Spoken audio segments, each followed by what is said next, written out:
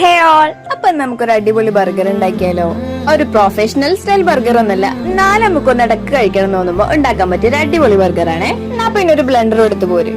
ഒരു ബ്ലെൻഡറിനകത്തോട്ട് കുറച്ച് ബോൺലെസ് ചിക്കന്റെ പീസും ഒരു 150 ഗ്രാംസ് മതി. പിന്നെ ഒരു ചെറിയ സവാളയും ഒരു 5-8 വെളുത്തുള്ളിയും ഒരു സ്പൂൺ കുരുമുളകും ആവശ്യത്തിനുള്ള ഉപ്പും ഒരു സ്പൂൺ സോയാ സോസും കൂടെ ആഡ് ചെയ്ത് നല്ലപോലെ ഒന്ന് മിക്സ് ചെയ്തെടുക്കാം. അപ്പൊ നമ്മുടെ പാറ്റി ഇതാ ഏകദേശം ഇവിടെ റെഡി ആയിട്ടുണ്ട്. ഇനി ഇത് നല്ലപോലെ ഒന്ന് കൈ കൊണ്ട് കുഴച്ച് ഒരു 10 ഗ്രാംസ് ഓഫ് ബട്ടറും കൂടി ഇട്ട് ഒന്നുകൂടെ ഒന്ന് നല്ലപോലെ മിക്സ് ചെയ്തിട്ട് ഒരു 10-15 മിനിറ്റ് റെസ്റ്റ് ചെയ്യാൻ വെക്കാവേ. അപ്പോഴേക്കും നിങ്ങൾ എന്റെ ചാനൽ ഒന്ന് സബ്സ്ക്രൈബ് ചെയ്ത് വെച്ചേരെ. പിന്നെ വീഡിയോ ഒന്ന് ലൈക്ക് ഷെയർ കമന്റ് ഒക്കെ ചെയ്തോ. ഇനി ഒരു ചെറിയ പരിപാടിയുണ്ട്. ഒരു പാനിലേക്ക് കുറച്ച് എണ്ണ ഒഴിച്ച് ഒരു സവാള വട്ടത്തിൽ നൈസായിട്ട് അരിഞ്ഞത് ഇതിലേക്ക് ഒന്ന് ആഡ് ചെയ്ത് നമുക്കിതൊന്ന് കാരമലൈസ് ചെയ്തെടുക്കണം. ബർഗറിൽ കാരമലൈസ്ഡ് ഓണിയൻ കഴിക്കാൻ നല്ല ടേസ്റ്റ് ആട്ടോ. ഈ സ്റ്റെപ്പ് എന്തായാലും സ്കിപ്പ് ചെയ്യരുത്.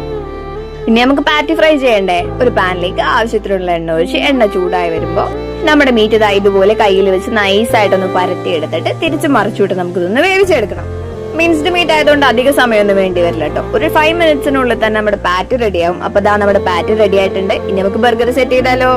ഒരു ബർഗർ ബണ്ണെടുത്ത് ഇതാ ഇതുപോലെ നടുവേന്ന് കട്ട് ചെയ്ത് 2 പീസാക്കി മാറ്റാവേ. ഇനി ഫസ്റ്റ് ഹാഫിലേക്ക് നമുക്ക് കുറച്ച് ടൊമാറ്റോ കെച്ചപ്പ് ആഡ് ചെയ്ത് നല്ലപോലെ ഒന്ന് അപ്ലൈ ചെയ്ത് കൊടുക്കാം.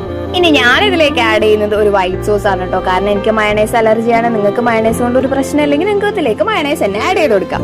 അതിന്റെ പൊക്കത്തേക്ക് നമ്മൾ ഫ്രൈ ചെയ്ത് വെച്ച പാറ്റിയും ഒരു പീസ് സ്ലൈസ്ഡ് ചീസും ഒരു ചെറിയ കഷ്ണം ക്യാപ്സിക്കവും അതിന്റെ പൊക്കത്തേക്ക് നമ്മൾ കാരമലൈസ് ചെയ്ത് വെച്ച ഓണിയനും കൂടെ ആഡ് ചെയ്ത് നേരത്തെ നമ്മൾ കട്ട് ചെയ്തിട്ട് ബാക്കി വന്ന ഒരു ബൺ പീസ് ഇല്ലേ അതുകൂടി ഇതിന്റെ പൊക്കത്തേക്ക് വെച്ചെടുത്താൽ നല്ല അടിപൊളി ബർഗർ ഇവിടെ റെഡിയാണ്.